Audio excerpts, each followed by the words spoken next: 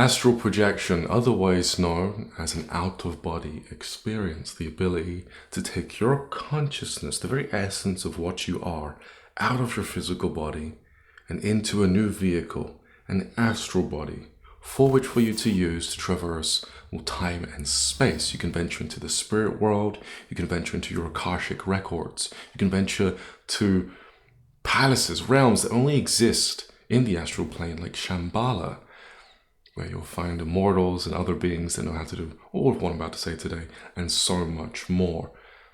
These otherworldly teachers can not only tell you how to live life in a more harmonious way, but they can tell you how to use your energies to activate hidden powers, siddhis, especially if you take what they say to heart.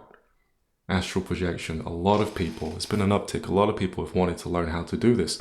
You can find vast resources online, but what I've noticed is that there are 3 elements when it comes to astral projection that every technique has, and if they're not done correctly, your brain won't get you there. I'm going to tell you them all in detail here, okay?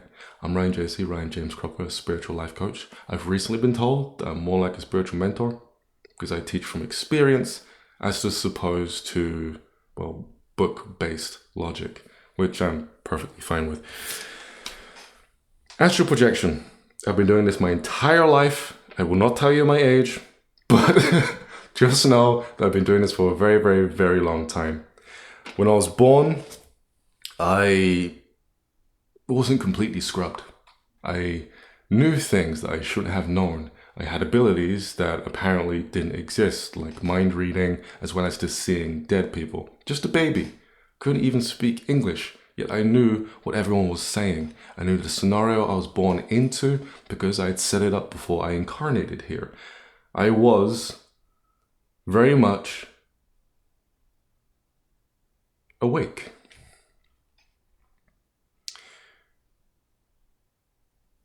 Time skip 13 years into my life, and trauma, as long as physical changes, puberty, completely suppressed my ability. Not just that, but also learning the ways of the world. It was like the more I became logical, the more this right side brain activity suppressed. And I became kind of normal, except for the every now and then, the occasional seeing ghosts, dead people. Terrified me for the most part. Took a while for me to get over it. For 3 years, after the age of 13 to 16, I lived like most normal people, again. However, on my 16th birthday, I drowned. And when I drowned, I got taken to a place where I had the option to leave this place completely. But I chose not to. And when I came back, all of the suppressed abilities came back with me, including the ability to astral project. Again, I'm 16 at this point. It takes me about 4 years to figure out what my brain is doing, to figure out what my body is doing, in order to come up with a very mechanical technique that allowed me to leave the body. Matter of fact, over that span of 4 years, I came up with so many techniques. It became easier and easier and easier for me to understand the mechanics of astral projection. Other abilities came back too. But for the sake of this video, let's just keep it within the range of out-of-body experiences, leaving the body. Yeah? There seem to be 3 main areas when it comes to astral projection, also known as an out-of-body experience. 3 main areas to focus on. And depending on whether or not you're able to do these 3 correctly, that'll determine how good you become at astral projection. Yeah? So let's break them down so that you don't miss a beat, so that you understand what's going on. And perhaps, whether you're just starting off or whether you've been doing this for a while, you'll be able to implement what I've been saying today into your technique, allowing you to have success more so than, failure. Hopefully my camera won't die during the process. The first thing all astral projection techniques have in common is relaxation. However, they're doing it incorrectly. More specifically, at the wrong time. You relax to dump the stresses of the day, yeah? You don't want to bring that crap into your practice because it will distract you. Whether it's mental stress or overthinking, those neurotic thoughts impeding on your practice, whether it's physical stress, you just need to relax, you're too tense, yeah? Or even emotional stress, you need to dump all of that before you start. And most people will have you practice breath work as a way of doing this, but they'll have you practice it right when you're about to get started with astral projection. And the problem with this is it grounds your awareness to your physical body, having the opposite effect of, leaving the body. To leave the body, your attention needs to be off of the body, outside of the body preferably. If your attention is based on or anchored on your nose or your lungs, you're going to get stuck. And you'll know when this is happening because you'll feel acute pains become inflammatory. Hard to miss. Like your joints will start to hurt. Or perhaps you'll become really hot, or the covers will be on your neck. Yeah? Or the saliva will drip down and constantly tickle your throat, making you cough, coughing yourself out of the process. So what do? I'm not saying relaxation isn't important. It is. Dumping stressors is important. But you do this at least 2 to 3 hours before you attempt to astral project.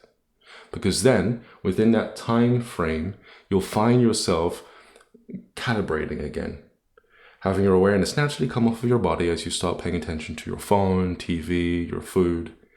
Getting ready for the next step in these series of steps that all these practices have in common, which is, second, you need to have a very clear understanding as to what it is you're trying to do. Why? Because when you know what it is you're trying to do, your brain will know what you're trying to do. More specifically, by extension, your subconscious mind. Your subconscious mind knows everything that you're saying and or doing at any given point in time, including what you're thinking. When you intend to leave the body, what ends up happening is you mentally have a thought to do it. That mental thought now moves across into your causal body. I don't want to get too specific here because there's a process that runs parallel to what your subconscious mind is doing. I'm going to try and explain them both together. When your mental mind goes into your causal body, maybe this is before you even tried to leave the body. Perhaps you're just hearing about it for the first time. Your causal body, which is known as the karmic body, cause and effect, has you then seek out in the world books, resources to find out how to do this. Because you're trying to reach for an experience that you have yet to have yet. That's not been, impressioned into your energy bodies. Now, same vein, different perspective. Your subconscious mind, let's say you have the mental intention to astral project. It's listening to everything you say and do. What most people do is they try to visualize the experience so that their brain can better understand what it is they're trying to do. Most people don't realize that they're doing this for this reason in the first place. Most people just think that they're trying to visualize it to somehow have themselves trigger it later on, or at least for them to understand what it is that they're trying to do. But really, you're trying to paint a picture across to your subconscious mind clearly as to what it is you're trying to do. Drop into a deep state of consciousness, separate out of the body, get up, and move forward into the astral realm. And depending on how clearly you can paint that picture across to your subconscious mind, that will determine how well your brain is able to recreate that experience for you, okay? To trigger that experience for you. The brain knows how to do all psychic abilities. It's up to you to be able to tell it, to suggest to it which psychic ability you'd like to experience. Once you've experienced the psychic ability, that actual experience now becomes impressioned into your causal body. And then the next time you try to leave your body, rather than going to your mental mind, how do I do this? Your causal body will just know. Cause and effect body. The energy spurs up and it becomes a movement of the mind, a movement of your energy. You can just feel into it like hitting a tennis ball that you've hit 1,000 times. You can just slide out because it's become internalized information at this point in your causal body. But at first, your causal body will make you look for resources. Probably made you click on this video today. So I hope I haven't lost you too much. I tried to explain two different things parallel to each other, but essentially the main point I want to make here is you need to be able to visualize what it is you're trying to do with the knowing that your subconscious mind is also paying attention and that you're feeding it information for it to then proceed to the next step with. I'll talk about that in a second, but first off, let's talk about the visualization aspect of this, or astral projection. Many techniques out there talk about visualization. I've made some that often sidestep visualization because a lot of people will accidentally trip themselves up. How will they trip themselves up? They'll visualize what they feel astral projection will be like. And so when they visualize themselves sliding out of the body, they'll actually think that that's what it's like. Completely failing to recognize the fact that they're just suggesting this act to their brain. They then expect the astral projection experience to be exactly like they imagined in their mind. They come back to their body and then they wait. But the problem is if they've never had an astral projection experience before, then what ends up happening is they end up sending the wrong impression across to their subconscious mind. Their subconscious mind gets a more imaginary, elusive experience instead. It then thinks, oh, he wants to have this kind of dream-like experience. And so your subconscious mind makes you lucid dream instead. It makes you experience a dream-like world because it's kind of getting the impression that that's what you're shooting for, because you're using your imagination to feel an astral projection experience rather than a real experience. And there are ways to fix that. I'll tell you about them in a second. But if you've had an astral projection experience before, you're in the clear. Because all you've got to do at this stage is simply remember times when you've left the body, even if by accident. Then your subconscious mind can use that as a reference and then make the brain trigger this latent ability. Yeah. Now, if you've never astral projected before, what you've got to do is you've got to partake in exercises that allow you to somewhat experience the astral body before you actually leave the body. That way your brain has a nice reference as to what it is you're trying to do, because you've been day in and day out doing separation exercises. Yeah, I have a whole bunch within my courses on my website, and I may even have some on my YouTube channel. Look up how to put your hand through a wall. I think I have that. I don't think I deleted it. I think it's still there. It will show you how to access your phantom body, which will then allow you to experience what it's like to have something separate out of your hand, and that can paint a nice image across to your subconscious mind too. But otherwise, I have an extensive course on how to do this, many exercises on how to feel this for beginners who have no idea at all as to what it's like to experience the astral body. Yeah. The third thing is letting go. Most, if not all, techniques will talk about letting go. The problem here, and this is kind of like an us problem, and I have my theories as to why. I think it's because we've been educated to constantly do so much work. The problem here is that we obsess about controlling the situation, controlling the process. We have to make sure that we have a hand in every little step of the process. We're control freaks when it comes to astral projection. And in the beginning, it's kind of pointless. Let me tell you why. You can control as much as you know up to a certain point. But then when it comes to letting go, that's cue for you to let your subconscious mind now take a hold and carry you through the rest of the process. You've been suggesting this nice experience across to your subconscious mind. Now you need to just let it take the reign. Yeah. However which way it chooses to make you leave the body, that's food for thought for the most part. In that if you find that perhaps it makes you phase out of the body, teleport more often than not, and you like that way of doing it, you can simply think about how it's making you feel whilst you leave in that particular way. Maybe you suddenly lose sense of space in your room and you start to feel another sense of space come into your senses. Think about what that's like. And then when you get to the hypnagogic state, you can intentionally do that again.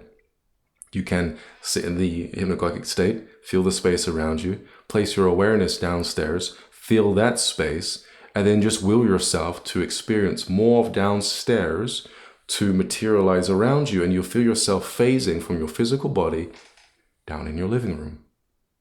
There's a way to re-engineer the things that happen to you for you by your subconscious mind simply by paying attention to the many ways in which it makes you leave. And then you'll be able to catalog so many different ways to leave the body and instigate them at will. But that comes with time. That comes with letting the subconscious mind trigger this latent ability so many times that you're able to really pay attention and witness what it is that's going on so that you can encourage the same type of result, eventually coming up with your favorite way of leaving the body. Yeah? But letting go. Realize that you've done enough and that this ability is going to come from your subconscious mind at this point. This doesn't mean that, it's a dud. Well, there is no actual technique out there because I've got to wait for my subconscious mind to do it for me. It's not like that at all. Trust me, you'll be activating the ability to quite a large extent, 80% of the way. 20% is your subconscious mind. Yeah? And so work with your subconscious mind. Don't try to trick it. Realize that it's listening to you and try to paint a really good picture, and I'm sure you'll leave your body. I'm Ryan James Cropper, spiritual life coach. If you would like to learn how to leave your body, I have free videos on my YouTube channel. I also teach this over Zoom call, as well as to have numerous courses on my website. Okay, that's all I've got to say. Take care, and I'll speak to you pretty soon. Peace.